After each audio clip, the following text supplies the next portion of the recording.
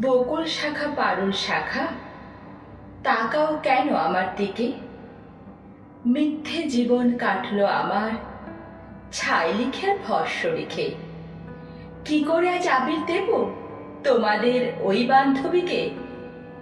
শান্ত বলে জানতে আমায়, কলঙ্কহীন শুদ্ধ বলে, কিন্তু আমি নরক থেকে সাঁতরে এলাম।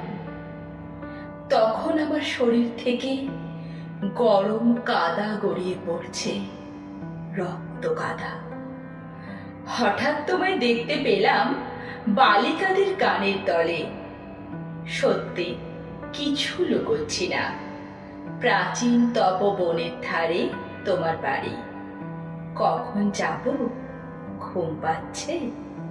বলো কখন মুখ রাখবো তোমার কোলে? বারণ করবে?